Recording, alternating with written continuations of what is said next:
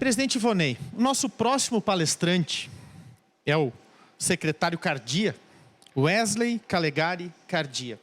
Mas eu gostaria também de aproveitar que você está aqui, presidente, pois ele foi sugerido, né? Ele é da Secretaria de Fomento e Apoio à Parceria de Entes Federativos e também da Secretaria Especial do Programa de Parcerias de Investimentos do Ministério da Economia.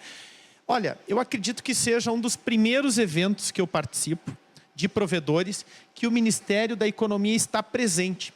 E isso é muito importante para todos os setores das indústrias brasileiras, mas no nosso principalmente, né?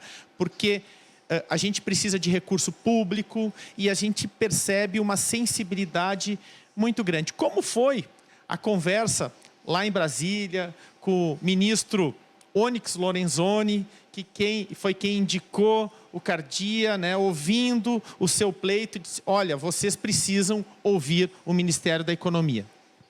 É isso aí, é assim, ó, nesse governo, como tem uma equipe técnica, né, muito bem alinhada, sempre que há uma dificuldade de entendimento, ou melhor, não é de entendimento, desculpa, uma dificuldade de encaminhamento à pauta, ele sempre passa para um outro ministério. Então, como quem abriu as portas sempre para nós foi o nosso gaúcho Onyx Lorenzoni, nós agradecemos aqui em público o esforço e a dedicação, desde a nossa primeira ida a Brasília, quando o presidente da República assumiu o ministério, ele era chefe da Casa Civil, nos recebeu, nos conduziu até a Ciência e Tecnologia, onde nós éramos da pasta. Então, o Onyx fez esse link com o Ministério da Economia, por quê? Porque as nossas empresas, as nossas pequenas empresas, os pequenos provedores, precisam de fomentos, eles precisam de recursos em fomento. E o Calegari veio num momento bom para nós, porque nós precisamos fomentar esse mercado, nós precisamos dar mais energia para ele, mais crédito, mais... né? Inclusive, nós estávamos discutindo com o Calegari a questão da garantia, né? Hoje, o único bem que nós temos é as esposas, né? Que nós chamamos de meu bem, né? O restante é cabos, roteadores, esses equipamentos, que se nós, num plano futuro, conseguir dar isso em garantia, é um bem realmente que fica para a humanidade, né?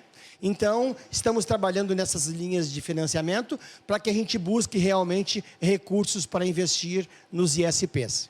Então, vamos passar ao secretário Cardia, né, que vai nos brindar aqui com a sua palestra, trazendo informações sobre oportunidades de financiamento aos provedores de serviço de internet.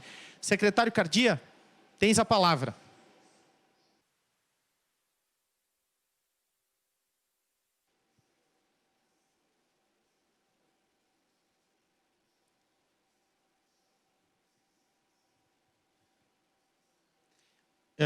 O secretário Cardia está se conectando, então vamos falar mais um pouquinho aqui com o nosso presidente da Internet Sul, que ele falava da importância desses financiamentos para o pequeno provedor.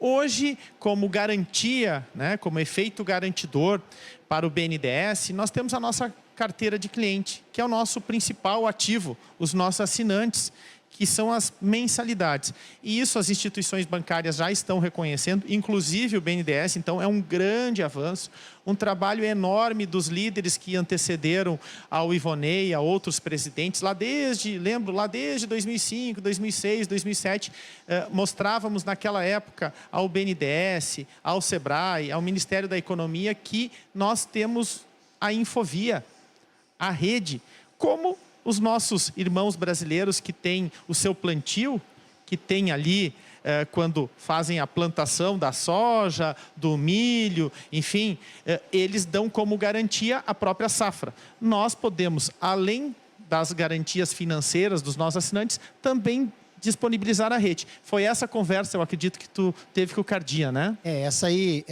o grande fato é este, né? Nós sabemos aí de linhas de financiamento que foram criadas para provedores de internet no passado. Nós estamos falando que no Finame, né? O Finame foi o grande recurso que nós conquistamos. Só que ao buscar o Finame, nós não tínhamos o garantidor. Não se ateve a isso. Então, nenhuma empresa brasileira, pelo menos que venha ao nosso conhecimento, pelo menos gaúcha, nós não temos nenhuma que recebeu do Finame. Por quê? Porque não tinha o aporte necessário, o bem para garantir, né, Fabiano? Aquele bem, por exemplo, de um imóvel, quando tu tira aí 2 milhões de reais em financiamento, tu tem que garantir um imóvel de 3 milhões de reais, de 4 milhões. E, obviamente, o provedor, muita gente, a sede não é nossa, né? Então, enfim, é isso aí. O secretário Cardia já está conosco? Ok? Não, eu só ouço quando o moderador fala. Quando o outro fala, não ouço nada. Certo. Secretário Cardia, você está me escutando, correto? Eu ouço quando tu falas. Quando o Ronei fala, não ouço nada. Tranquilo, não tranquilo. Vamos quando então... o moderador fala. Vamos para a vossa apresentação. Estou passando para os colegas da área técnica da mesa para passar a palavra ao senhor aqui, tá? Secretário, tens a palavra. Muito obrigado. Obrigado, Vergani. Obrigado, Ronei. Eu repito, eu só ouvia quando o Vergani falava, quando o Ronei falava, não ouvia.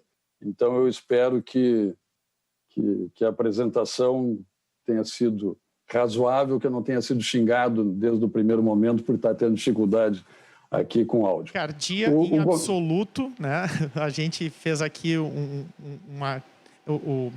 o presidente Ivonei e eu, né, ficamos conversando do bate-papo que vocês tiveram em Brasília, etc. Somente elogios e parabenizando o Ministério da Economia por estar preocupado, né, e interessado em conhecer melhor esse setor de provedores. Então, secretário, tens a palavra. Vamos para a nossa palestra. Muito obrigado. Muito obrigado. Bom, vamos lá. Primeiro eu quero registrar que o Gontijo, lá do Ministério da Ciência e Tecnologia, é um craque. A quantidade de informações que ele trouxe é impressionante. Afinal de contas, é o Ministério que toca isso. O Ministério da Economia é um ministério meio, como a gente chama. Nós não temos a ingerência final na maioria das ações dos outros ministérios. A gente não trata de saúde, a gente não trata de comunicação, mas transversalmente a gente trata de todos os assuntos. E um desses assuntos, que é fundamental para nós, é justamente o 5G e toda a estrutura que tem em torno disso. Eu preciso fazer uma rápida apresentação sobre o que é o PPI, para que todos entendam aqui como é que a gente funciona, porque dentro desse contexto, o PPI é uma das secretarias do Ministério da Economia que é encarregada da área de desestatização das concessões públicas e das parcerias público-privadas. Quando um ativo que pertence ao governo se entende que ele não é mais, ele deixa de ser prioritário como uma prestação de serviço do governo e pode ser prestada de forma mais adequada, melhor, mais rápida, mais qualidade, mais barato pelo privado, então este ativo entra para dentro da carteira do PPI, Programa de Parcerias e Investimentos, e nós vamos, durante algum tempo, fazer um estudo disso junto com o BNDES, normalmente, para colocar esse ativo no mercado. Para isso, nós fazemos roadshows pelo Brasil e pelo mundo, apresentando esses ativos, e hoje nós temos uma quantidade considerável, que eu vou chegar nisso depois, que vão de estradas à usina nuclear, como a gente brinca lá, vai do alfinete ao foguete, que é uma maneira de nós tirarmos o peso do Estado da economia e darmos melhores condições de vida para o cidadão em todos os sentidos, desde a estrada pedagiada que os senhores usam, até creches para crianças de 0 a 3 anos, ou seja, tudo aquilo que o privado pode fazer melhor. O PPI funciona com um grupo de ministros, que são 7 ministros de Estado, mais os 3 presidentes dos grandes bancos federais e o presidente da República. Este é o conselho do PPI, que se reúne a cada 3, 4 vezes por ano, e em cada uma delas recebe as propostas de inclusão de ativos na sua carteira dos ministérios, e nesse conselho esse ativo é aprovado ou não é aprovado. Foi o caso do 5G, no dia 19 de novembro do ano passado, quando foi proposto pelo ministro, então ministro de Ciência, Tecnologia e Comunicações, que era o ministério do nosso querido ministro Marcos Pontes, que depois foi separado em 2 ministérios, mas a proposta veio do MCTIC, naquela época, hoje MCTI, e desde então ele entrou para estudos dentro da carteira do PPI, o que faz com que a gente consiga entender da melhor maneira possível o que deve, o que não deve, quais os regramentos e sempre ouvindo o mercado. Essa é uma das características do PPI. Nós ouvimos o mercado em todo o processo. Durante todo esse período, a gente vai ouvindo todas as pessoas que têm ligação com aquele ativo, seja ele qual for, para que a gente saiba o que o mercado tem interesse e o que o mercado não tem interesse. Porque não adianta nada nós colocarmos um ativo em leilão, que é como acontecem todas essas passagens dos ativos para a iniciativa privada, não adianta um ativo qualquer ir a leilão e não ter interesse do privado. Ao longo desse processo todo, dos 4 anos que o PPI existe, apenas um dos ativos não saiu no primeiro leilão. Depois nós adaptamos, adequamos ao que o mercado esperava e no leilão seguinte ele saiu. Portanto, nós temos aqui um score de 100% de acertos até hoje. Eu vou mostrar esses números daqui a pouco. Eu estou trabalhando com 2 telas aqui. Eu vou entrar, se me permitem, eu vou colocar aqui, vou... Tudo tranquilo, né? Podes compartilhar então a tela. Estamos aqui. Compartilhando. Vamos ver se funciona. Me avisa quando entrar, por favor, se entrar. Cardia ainda não entrou. Agora sim. Agora entrou? Sim. Bem. Tela cheia, pode ótimo, continuar. Obrigado. Vamos lá, ok.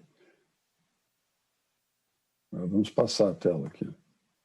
Esse é outro problema. O mesmo problema que o Gontijo enfrentou antes. Estamos vendo aqui a tela principal. Tenta passar para o próximo slide para ver. É o que eu estou tentando fazer. Ah, ok. Estou dando sinal aqui e não está passando. Ora, bolas. Essas coisas só acontecem na hora da apresentação, né? Tudo tranquilo. Nunca acontece antes. E é sempre ao vivo, né? É sempre ao vivo. Vamos lá, deu certo agora. Agora sim. Aqui, como eu falava, o Conselho de Ministros que compõe o PPI e a Secretaria Especial do PPI é o órgão que organiza isso. O PPI funciona como um hub, como a gente gosta de dizer.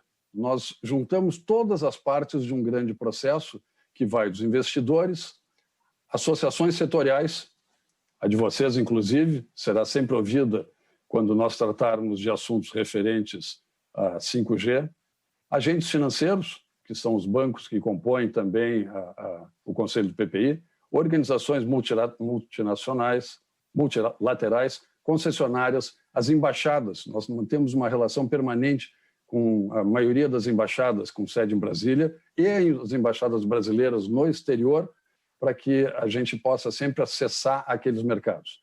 Nós falamos sempre com os governos estaduais e as prefeituras, isso principalmente através do meu pessoal, da minha secretaria, aonde nós sempre estamos dispostos a ajudar a fazer programas de concessões ou programas de parcerias com parceiros privados, público-privados, como hospitais, creches, unidades de saúde, iluminação pública tem sido um sucesso, e o grande mercado do momento, que é o de saneamento, que é o grande negócio que vai acontecer no Brasil nos próximos anos, com uma possibilidade de investimentos da ordem de 700 bilhões de reais.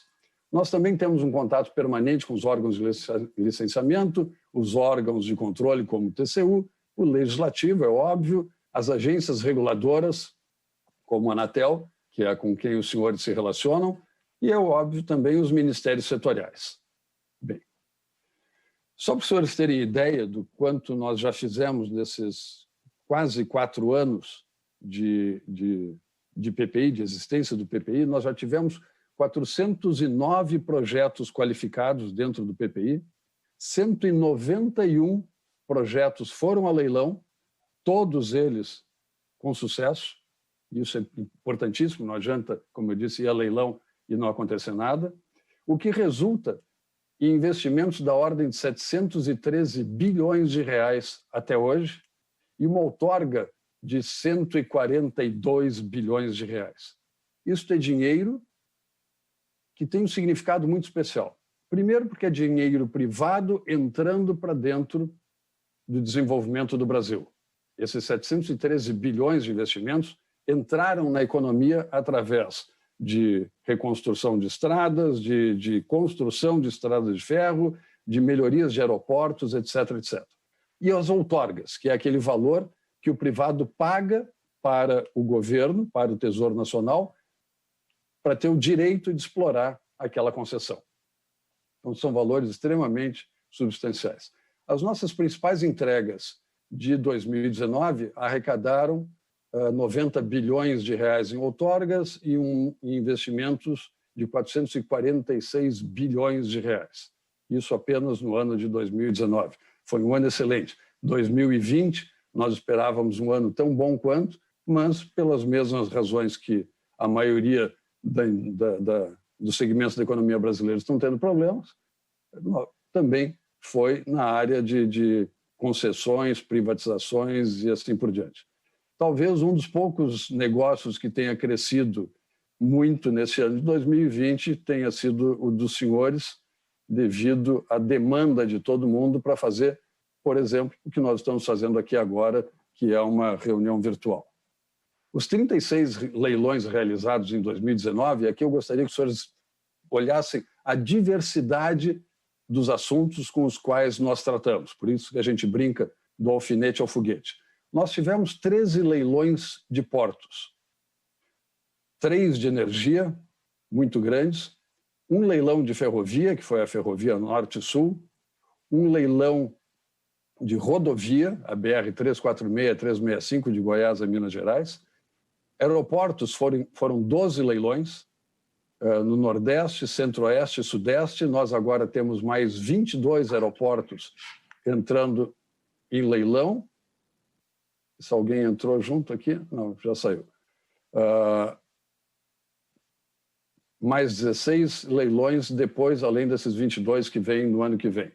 De mineração é um caso muito interessante. Há 40 anos não acontecia um leilão na área de mineração no Brasil. Esse mercado estava 100% fechado para investimento privado, o que levava a acontecer uma série de improbidades ou transgressões, uma vez que as pessoas... eu não sei os senhores, mas eu estou vendo aqui o senhor Luiz Lambe ajeitando a gravata. Ele está se preparando, ele é o nosso próximo palestrante, mas, Cardia, pode ficar tranquilo que o espaço é seu. Tá bom. Não, ok, eu só queria avisá-lo, porque eu lembrei, há dias atrás, uma reunião com o presidente e a Fiesp. Wesley, eu botei a gravata porque o senhor estava de gravata também, tudo bom, Wesley? Tudo bem, Lambe. Ela fica de emergência aqui.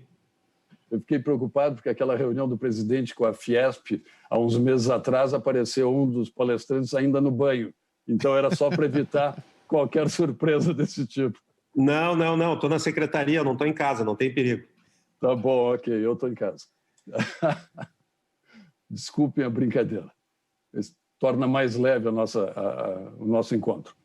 Então, mais os leilões de óleo e gás e até a loteria Lotex, que aconteceu também em 2019. Em 2020, nós tivemos 19 leilões. Também ferrovia, rodovia, 2 portos, óleo e gás sempre são os valores maiores, iluminação pública, sucesso absoluto que está acontecendo, porque esse é um dos setores onde entra a tecnologia, né, Lambe, e que é extremamente interessante para a população, porque o leilão é feito, que a gente chama de leilão inverso, onde ganha aquele concessionário, aquele privado, que oferecer a menor tarifa, o menor valor pela concessão.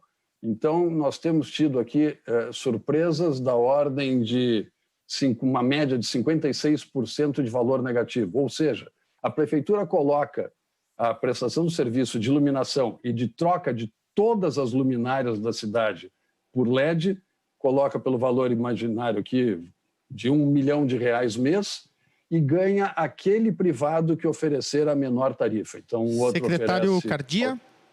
Sim. Muitos dos provedores de serviço de internet espalhados pelo Brasil estão atentos a essa oportunidade também, prestando serviços a esses parceiros, né, que ganham, no caso, os editais, enfim, os leilões, pois nós temos estrutura, esses provedores possuem estruturas locais nas suas cidades e também estamos atentos, pois junto com a luminária você já pode colocar equipamentos de radiofrequência de IoT com tecnologias LoRaWAN, a gente vem falando isso aqui no estado do Rio Grande do Sul com o secretário Lembe, e também Wi-Fi, né? Então, nós também queremos fazer parte desse negócio aí, tá? Só para que o senhor saiba. Continua aí. Não, e eu acho excelente que façam, porque isso é o caminho fundamental para criar cidades inteligentes. E até porque o monitoramento disso é feito pelas fibras que estão na estrutura, né? Então, sim, vem de encontro aquele fato aí. Mas vamos lá. Muito obrigado. Exatamente. Um teste que os senhores já podem fazer é com a cidade aqui de Sapucaia do Sul, onde nós fizemos há um mês atrás o leilão.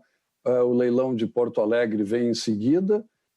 E tem sido eu falei um mês atrás, exatamente 1 mês e 3 dias. Foi no dia 6 de novembro, Sapucaia do Sul, junto com Belém do Pará. Isto é um caminho para a modernidade. Isso é uma coisa que os senhores têm que ficar muito atentos, principalmente em função agora, que os senhores sabem muito melhor do que eu, que são as novas antenas de internet, que são menores, mas, ao mesmo tempo, tem que ter muito mais antena, numa proximidade maior do que as antigas, então, do que aquelas de 4G. Então, esse tipo de parceria vai ser fundamental. Tivemos mais leilão de mineração e outra coisa que nós fazemos dentro do PPI, que também é fundamental para o Brasil, que é a privatização ou extinção ou liquidação de empresas. Nós já conseguimos fazer no ano de 2022. Esgotamento sanitário teve de Cariacica, no Espírito Santo, e fornecimento de água e esgoto na região metropolitana de Maceió, que foi um sucesso absurdo, que ninguém imaginava que chegasse a tanto, porque foi colocado pelo valor básico do leilão de 15 milhões de reais, 15,4 milhões, e ele chegou a 135 vezes o valor inicial, com 2 bilhões de reais sendo pagos ao governo do estado.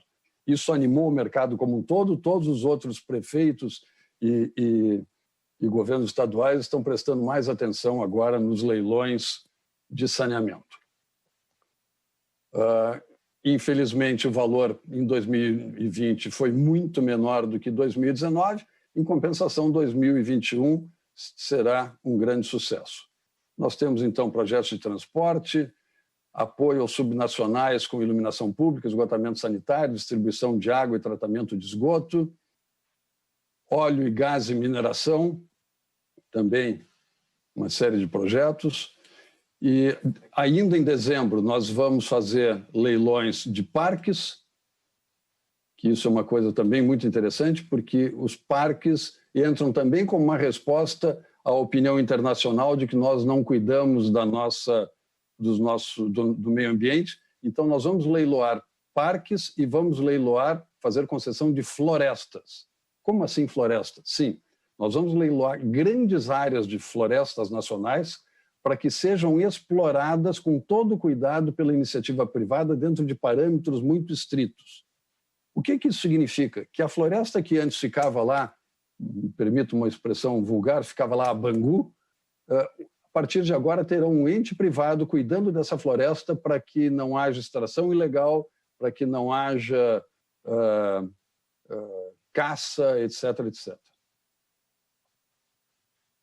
Esses são os projetos que nós ainda temos agendados de hoje até até o final do ano de 2020. Nós temos aí 20 dias úteis ou menos, onde vão acontecer 3 contratos de ferrovias, 4 de portos, 1 leilão de energia elétrica, 1 de parque e a liquidação de uma empresa no Rio Grande do Sul. A atual carteira de projetos do PPI é imensa, tem 215 projetos e 15 políticas públicas. Dentro desses projetos está o 5G, que é de interesse total e imediato dos senhores, fora o interesse subsidiário na área de iluminação pública. As políticas públicas incluem, além daquilo que eu já falei, incluem presídios, que nós vamos fazer a assinatura semana que vem de 2 contratos com o Rio Grande do Sul para a instalação de um presídio em PPP na cidade de Erechim e outro na cidade de Blumenau, em Santa Catarina. Os outros eu já havia falado. E agora, na reunião de 2 semanas atrás, com o presidente da República, o MDR trouxe mais uma política habitacional para o PPI, que é a de locação social, para também fazer um projeto em que as pessoas de muito baixo poder aquisitivo poderão alugar casas quando não puderem comprar, que é o programa Casa Verde e Amarela. Bom, falando um pouquinho agora daquilo que vocês me perguntaram. Quando a provocação do presidente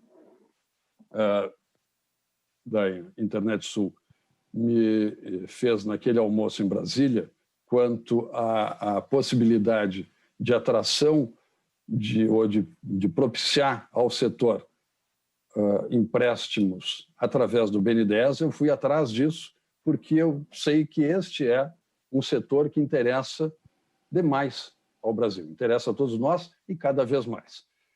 Isso foi colocado de maneira muito propositiva ao BNDES, que ficou de estudar, e eu vou trazer aqui alguns dados, porque isso já foi objeto anterior de estudo dentro do banco. Nós sabemos que é um setor de elevadíssimo nível de investimento. No Brasil, são mais de 30 bilhões por ano de investimento e é responsável, nós acreditamos, pelos dados que se tem, por cerca de 450 mil empregos diretos.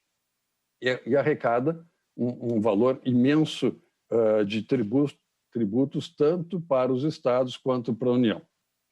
Por outro lado, as empresas de telecom vêm enfrentando um desafio de preservar os investimentos para expansão geográfica, que é o objetivo de todos os senhores, e aumento da qualidade, um cenário de retorno sobre investimento que gira em torno de 7%, caindo em 2018 para cerca de 3% no ROI.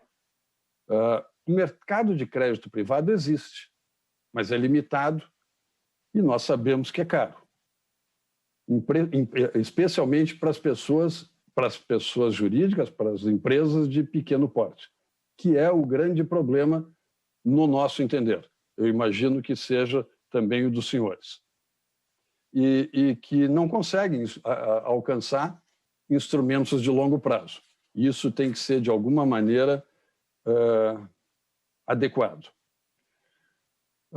Nós, hoje, mais do que nunca, e a cada dia mais, o serviço de telecom é o principal meio de acesso à informação, entretenimento e acesso a serviços públicos. O próprio governo já fez mais de 200, se não me engano, mais de 200, eu não quero errar o número, migração de serviços que eram só presenciais, passaram a usar a internet para a prestação desses serviços. A manutenção e a expansão das telecomunicações também, neste ano de Covid, foram fundamentais, tanto para a informação quanto para serviços, e houve, da parte dos provedores, um retorno de apoio à população nesse sentido, aumentando a quantidade, o tamanho da banda, aumentando o acesso à informação, permitindo o acesso a canais de entretenimento de forma gratuita durante um determinado tempo.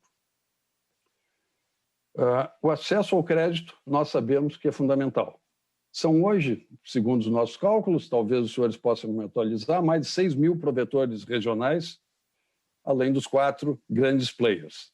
São 227 milhões de acessos móveis, 32 milhões de acessos de banda larga, 1/3 deles corresponde aos provedores regionais, os 450, 470 mil empregos diretos que nós já falamos.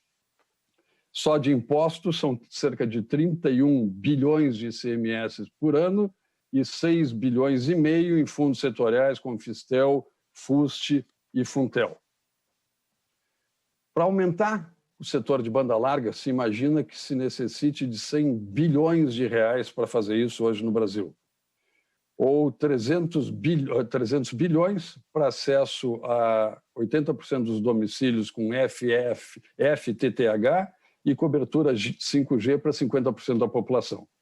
Isto, é óbvio, não tem como sair simplesmente do bolso das empresas privadas, principalmente as de pequeno porte. Eu já falei do alto custo do capital. E outros países, mesmo aqueles mais ricos, contam com apoio governamental para o desenvolvimento do setor.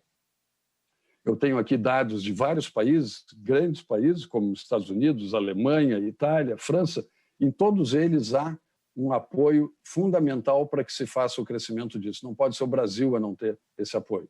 Nós temos que criar métodos para que isso, métodos e meios, principalmente, para que isso aconteça.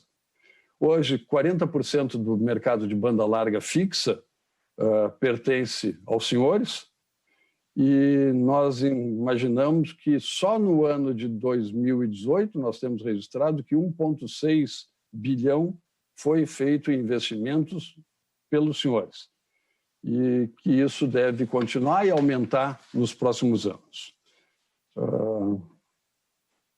O impacto do Covid no setor das comunicações foi tremendo. Diminuíram os pontos de venda de lojas e o atendimento passou a ser reduzido. O aumento das vendas para pessoas físicas pelo mercado digital cresceu tremendamente. Nisso, sem a participação dos senhores, não teria acontecido dessa maneira. E são coisas que nós temos em mente que não vão mudar mais. O mercado digital veio para ficar. Todo mundo sabe, tem exemplos fantásticos, como, por exemplo, o do Magazine Luiza, que colocou para dentro do seu site de venda empresas parceiras. Então, aquela pequena loja no interior que não conseguia vender, ele permitiu que fizesse as vendas dentro do seu site. Isso mudou a percepção de compra e de venda do mercado, fazendo com que as redes de internet se tornassem ainda mais importantes e ainda mais caras do ponto de vista de querida, de necessária aos consumidores. O BNDES já teve uma carteira recente de apoio para o setor, para empresas com faturamento de 5 a 10 milhões de reais. Hoje o BNDES ainda tem uma carteira para empresas com faturamento de 40 bilhões para cima. A nossa provocação do PPI ao BNDES é para que reveja esses patamares e busque criar um caminho para que se possa estender esse crédito às empresas de menor porte. Mas isso será tratado, isso vai ser desenvolvido.